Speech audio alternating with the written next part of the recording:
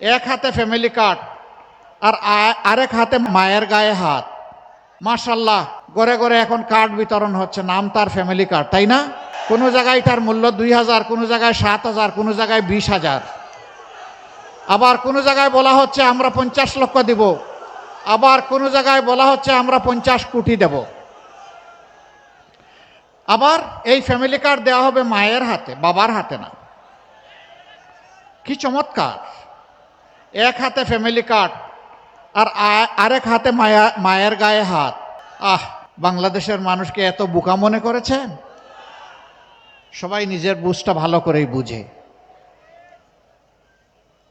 গরম হওয়ার কারণ হলো মায়েরা এখন ওপেনলি বলে আমরা অনিরাপদ এই বাংলাদেশ আর দেখতে চাই না, আমরা একটা নিরাপত্তার বাংলাদেশ চাই।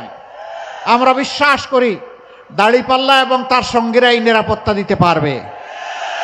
এইটাই মাদের অপরাধ। ওই যে আমি বলি না, এক বোন তার নিজের পছন্দের পোশাকে তিনি যাচ্ছেন কোথাও, সাংবাদিক বন্ধু তাকে জিজ্ঞেস করছে আগামীতে আপনি কোন ধরনের সরকার চান, কাকে চান? তিনি সংক্ষেপে বলেছেন জামাত। বলছে আশ্চর্য, আপনি জামাতকে চান? বলে হ্যাঁ আমি চাই। বলছে জামাত হলে তো আপনি এই পোশাক পরতে পারবেন না। বলে পরবো না। জামাত আসলে তো আপনার পোশাক পাল্টাতে হবে। বলে যে হ্যাঁ পাল্টাবো। তাহলে আপনি জামাতকে চাচ্ছেন কেন বলেন তো?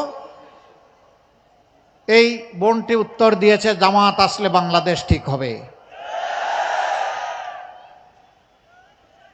এরপরে তাকে আবার জিজ্ঞেস করা হচ্ছে জামাতের কোন কাজটি আপনার ভালো লাগে?